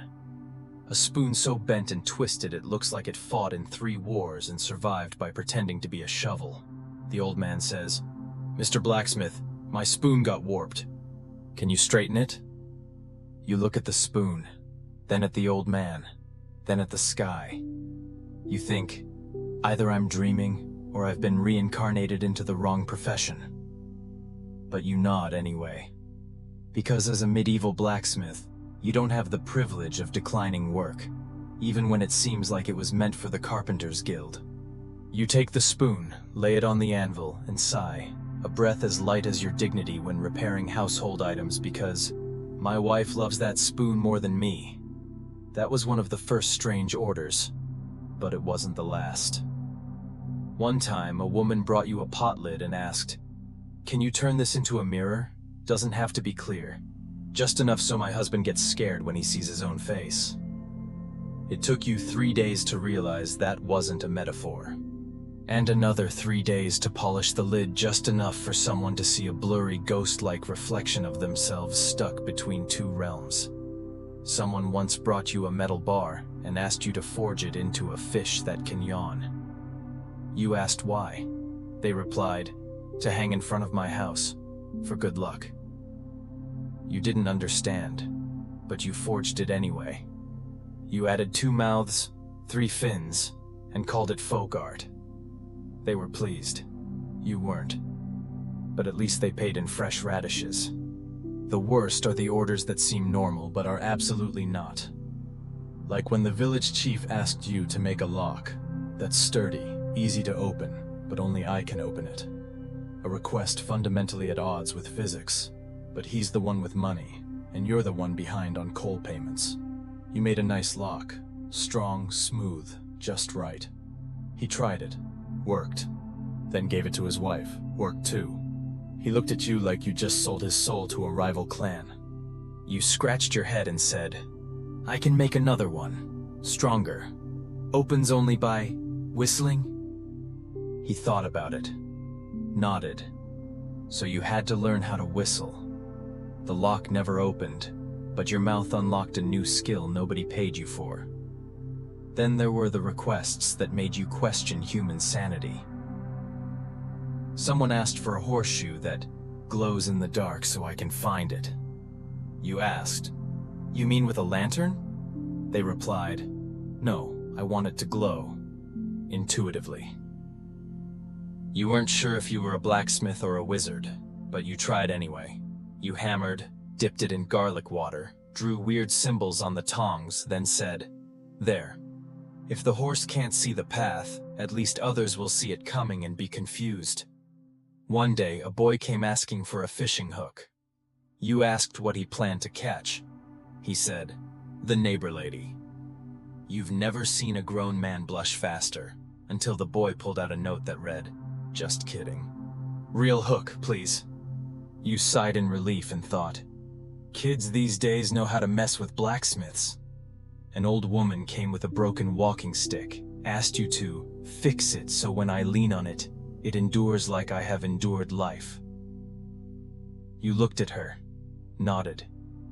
You tempered the metal just soft enough, forged it just resilient enough, so the stick became the only object in the village that never complained, even when used to whack a thief on the head.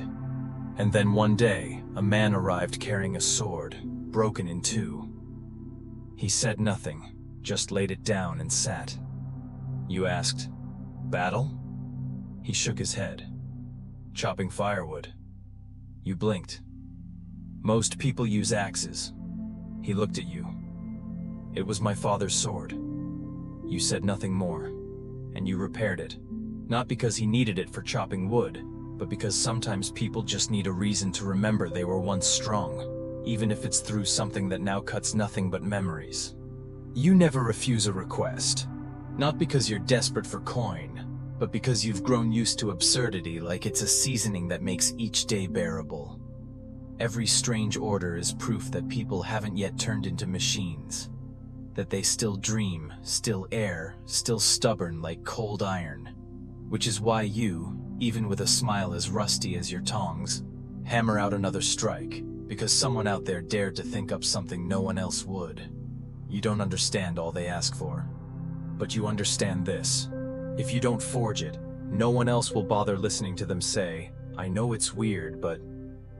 And with just those words, you pick up the hammer again. Because weirdness is also a way to stay alive.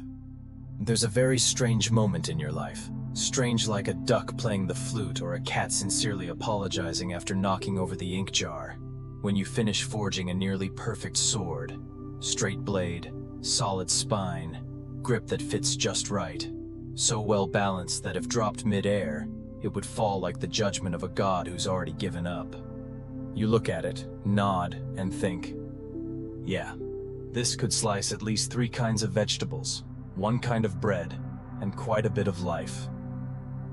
A few hours later, the sword's new owner, a large man with a smile as thin as paper, returns to your workshop, not to say thank you, but to tell you how smooth it was in the hand, and how it cut through someone's shoulder like chopping radish. You stand there, hands still oily, listening to him recount murder like he's describing a wedding banquet.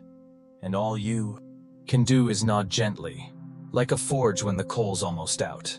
You don't react. You don't say, "I didn't make it for killing." You don't ask, "How much was skill and how much was the blade?" You just stand there and listen, because you know. People don't expect blacksmiths to have opinions, just craftsmanship. You're the one who made death possible, but not invited to the funeral. You're the one whose work draws blood, but not the one present for the grief. You don't get a story, just the raw material. Once you forged a sword for a young man who looked at it like it was his first love, his eyes lit with the promise of glory gleaming in the steel. 3 days later, the villagers brought the sword back, dried blood at the hilt. The young man didn't come back. They said he fell off his horse, or forgot to block, or was simply in the wrong place at the wrong time. You looked at the blade, still sharp, and stored it away, because no one pays you to clean off blood.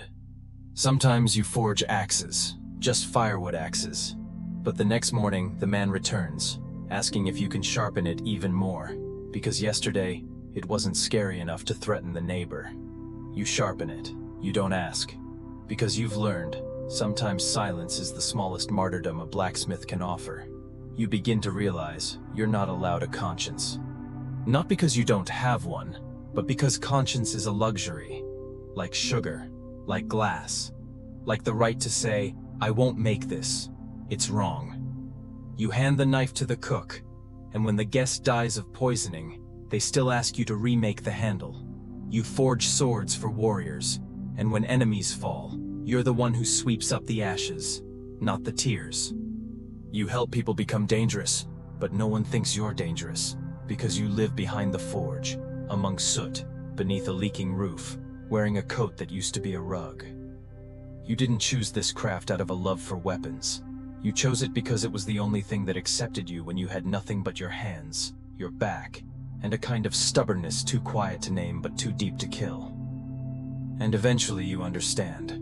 Metal doesn't care who's good or bad. It only knows hot, cold, soft, hard, and you're the same. Over time you cool, like iron struck too many times, less sharp, but harder to break. You don't forge for evil, but evil needs knives too, and axes, and locks, and hooks strong enough to hang heads.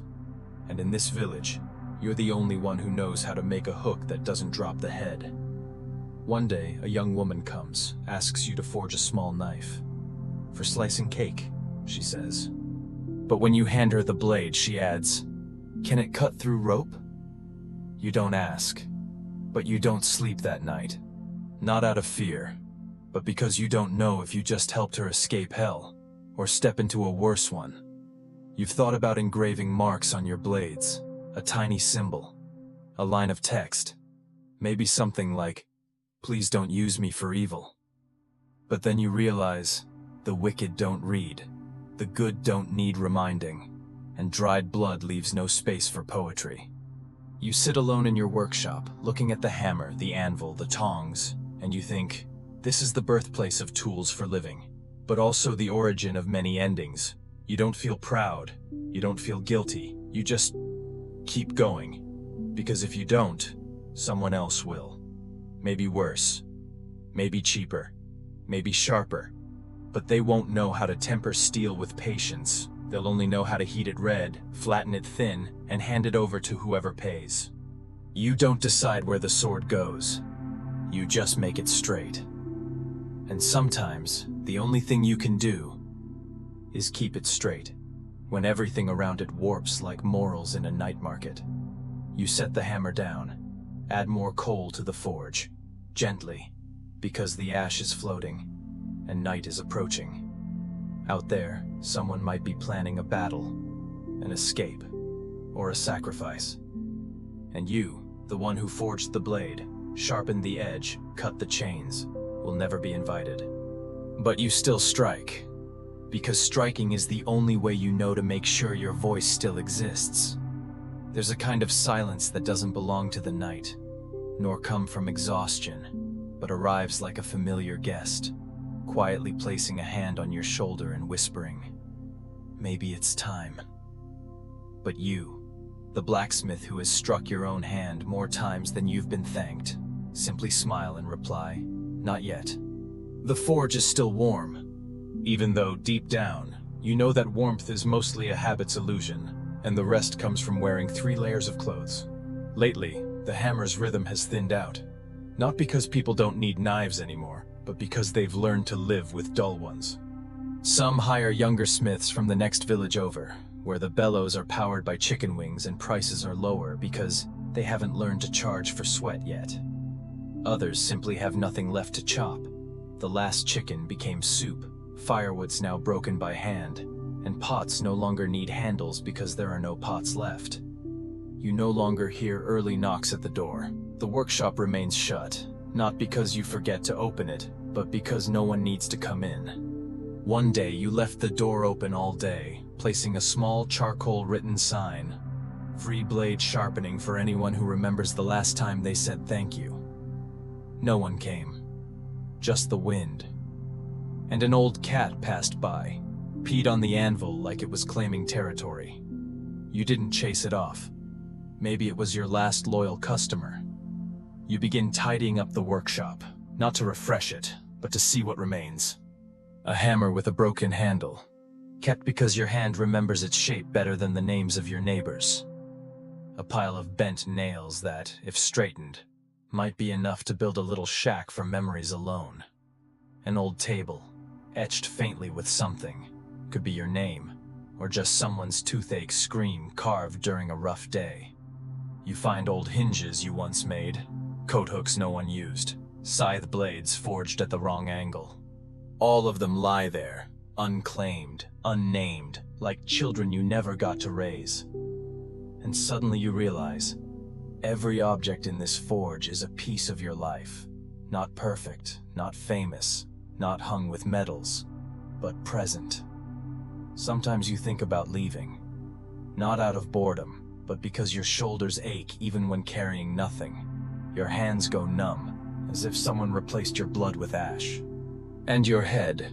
Sometimes it's so empty you can hear your own sigh echo in your skull, like wind through a conch shell. You once wrote a list of reasons to stay, then lost it. But you stayed anyway. Maybe because you forgot the reasons, or maybe because you didn't need them. They say, when no one needs you anymore, you can go. But you think differently. When no one needs you, maybe that's when you should stay, to remember for them what they used to need. Like the old lock that once kept the stable closed. Like the knife you made for the grandmother who's now gone. Like the sword clamp you forged for the boy who once dreamed of knighthood, but now tells fortunes. One evening, it rained. You sat watching the flames in the forge like looking into a memory that refused to go out. Ash drifted lightly, each grain like time's dust falling through your fingers. You thought about your first day in the craft, knowing nothing, only that fire was hot and hammers were heavy. You thought about your first mentor, the one who only ever said, "Don't let the iron cool in your hand." You thought about the winters, the summers, the days your hands bled but your grip on the hammer never loosened. You weren't sad, just hollow. A light kind of hollow, like a pot that's dry but hasn't yet begun to smoke. The kind of hollow that makes you tap your chest like tapping a basin, just to make sure there's still an echo. And then one night, you dream. In the dream, someone asks you, "If no one needs anything forged tomorrow, what will you do?" You answer, "I'll forge silence into something with shape."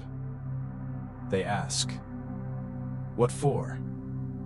You reply, "So I'll know. I still have hands." You don't know when the last day in the forge will be. Maybe it'll be the day the roof collapses in heavy rain. Maybe it'll be when the fire refuses to rise, no matter how much coal, breath, or muttered curses you feed it. But until then, you stay. Not for any specific task, just to keep a sound alive. The sound of hammer on anvil, of metal bending, of an old blacksmith who never learned how to stop. Because stopping is a difficult skill, and it's one you've never forged. One day you wake up and realize the world no longer needs you to light the fire. No one knocks. No one sends a knife. No one asks, "Can this be fixed?" No footsteps. No wind carrying the scent of burnt fat from the far end of the village. No children running past your forge, knocking over the bellows and laughing like they just broke a piece of the universe. Only silence, fine as ash, neither hot nor cold, loud nor thick, just clinging to every surface like the dust of a question you never dared to ask. You get up, stepping slowly across the hardened earth floor, not because you're tired, but because the floor has grown used to heavy footsteps, and if you walked too quickly, it might mistake you for a ghost. You touch the anvil, a gentle touch, like placing your hand on the shoulder of an old friend. No questions, no blame. Just confirming that you're both still standing. The forge doesn't burn anymore. Not because you forgot to stoke it, but because you stopped. Yesterday, or the day before, or maybe last week. Time blurs when there are no calendars, no orders, and no hammer strikes to measure the morning.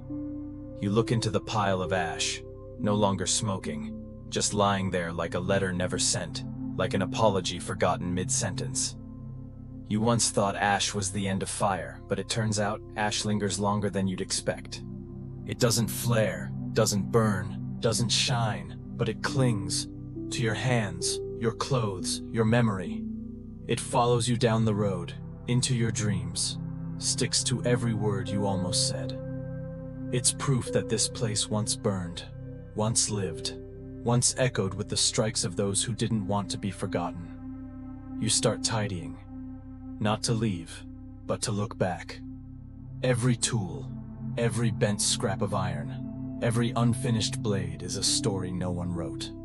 You pick up a broken-handled tong and remember you used it to hold the first piece of metal you ever forged with your left hand, when your right hand was swollen like a loaf of bread and the color of stormy sky. You smile, not broadly, but just enough for the nails to know you haven't lost your mind. You find a small leather pouch. Inside are some scraps of iron, unshaped. Maybe they were going to be knives, maybe hooks, maybe something you meant to make for someone who never came back. You don't remember their face, only the words they said, "I'll come back next week."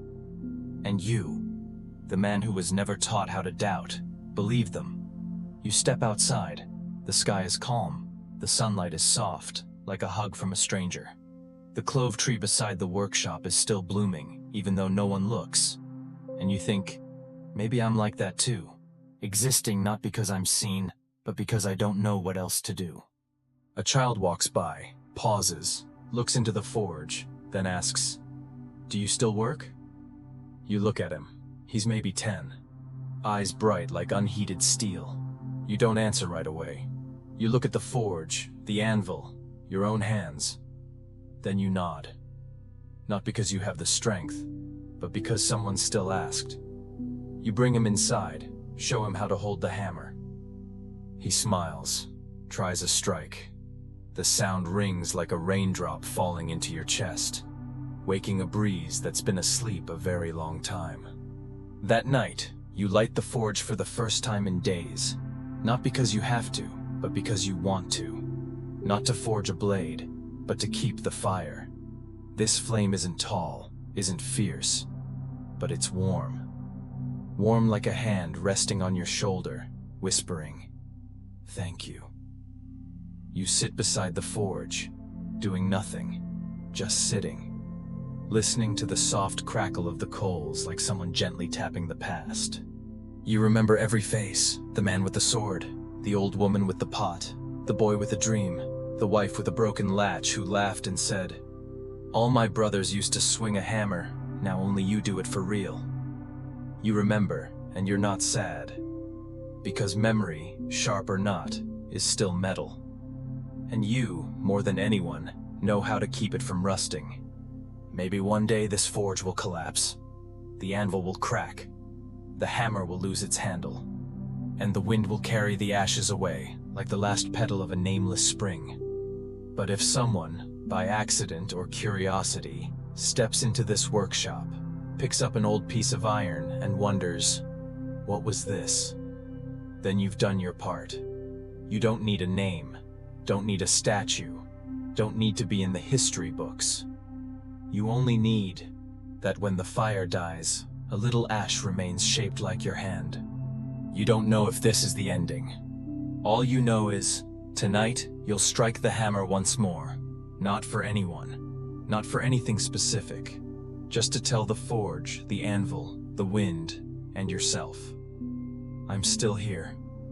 So another day passes, and you, the blacksmith, the storyteller, the listener, are still here, quiet amid the fading fire and the sleeping echoes, in a place where every piece of iron has stopped struggling, every child has stopped playing with the anvil, and every unfinished thing is learning to let go.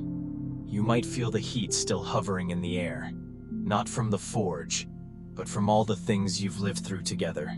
The funny hammer strikes, the lonely nights that learned to speak, the strange customers who came and went, leaving behind only the smell of turnips, a few rusted coins, and a question you never quite answered. Maybe you've already lain down. Maybe your eyes are tired. Maybe you can't remember the characters' names, or which sword cut what. But it's okay, because what matters most is you were here, listening, breathing steady, and tapping a quiet rhythm inside your chest. If this story made you smile, even just a little, or just before drifting off, leave a comment. Tell me where you're listening from, and what time it is on your clock. Just writing 12:27 a.m. in New Jersey, my forge is cold, is enough for me to know you're still there, still listening, still keeping a small flame alive. Don't forget to hit like and subscribe if you think this journey deserves a part 2, or at least another hammer strike on another quiet night. And now, you may close your eyes. The last image you see might be the ash-covered anvil, the forge still faintly warm, or the old rusty hook. That's fine. Everything is okay.